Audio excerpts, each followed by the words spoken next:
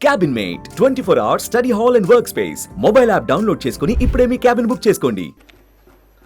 పెరుగుతున్న వ్యవసాయ పెట్టుబడి కోసం రైతులు అప్పులు చేయక తప్పనిసరి పరిస్థితి ఏర్పడింది. గతంలో చేసిన అప్పు తీరితేనే రాబోయే పంట కాలానికి కావలసిన పెట్టుబడికి రుణం దొరుకుతుంది.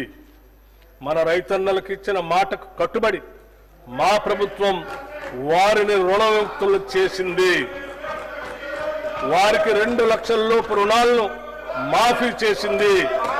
ఇప్పటి వరకు 25.35 లక్షల మంది రైతులకు 20,616 కోట్ల 89 లక్షల రూపాయలు రుణమాఫీ చేశాం.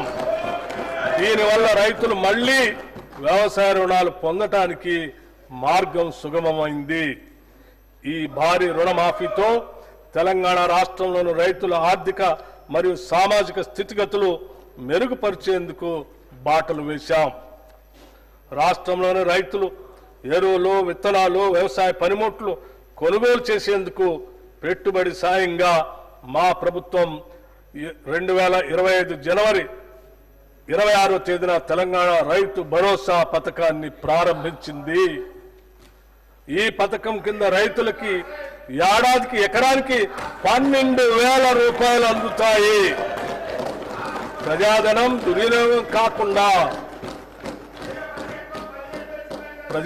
దుర్వినియోగం కాకుండా అవకతవకలకు అడ్డుకట్ట వేసి సాగుకు యోగ్యమైన భూములన్నింటికీ రైతు భరోసా అందిస్తున్నాం.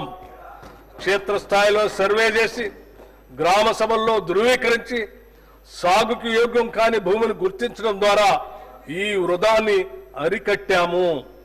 రైతు భరోసా పథకానికి 18,000 కోట్ల రూపాయలు ఈ బడ్జెట్లో ప్రతిపాదిస్తున్నాము.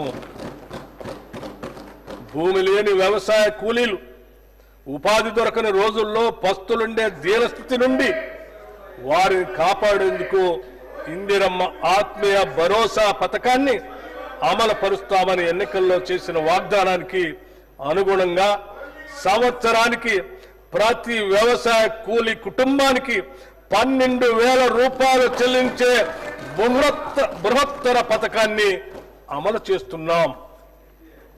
రాష్ట్ర రైతుల నుండి కొనుగోలు చేసే సన్న ధాన్యానికి ప్రతి క్వింటాలకు 500 రూపాయల చొప్పున అదనపు ప్రోత్సాహాన్ని చెల్లిస్తున్నాం.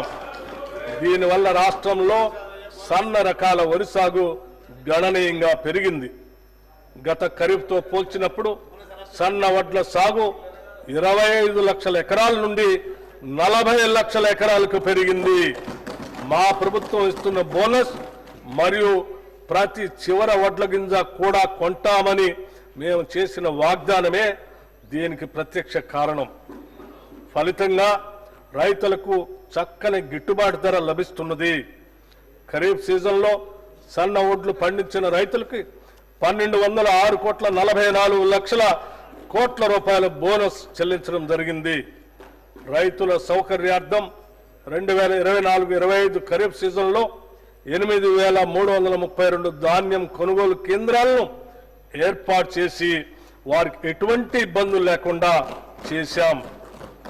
అకాల వర్షాల వల్ల ధాన్యం పాడవకుండా పండిన ధాన్యాన్ని రైతులు కొనుగోలు కేంద్రాలకు తీసుకువచ్చే సమయంలో ఎటువంటి నష్టం జరగకుండా గంటకు వాతావరణ సూచనలు అటు రైతులకు ఇటు కొనుగోలు కేంద్రాలకు తెలియజేస్తున్నాం. అధునాతన డ్రైయర్లు, ధాన్యం క్లీనర్లు, తగినన్ని టార్పాలిన్లను రైతులకు అందుబాటులో ఉంచడం జరిగింది.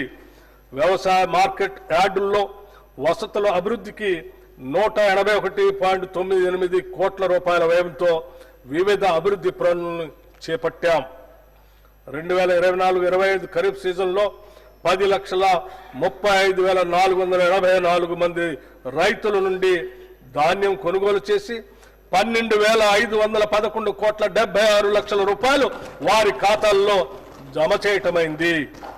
కేంద్ర ప్రాయోజిత పథకాల ద్వారా రాష్ట్ర రైతుల ప్రయాణం కోసం అన్ని చర్యలు తీసుకుంటున్నాం.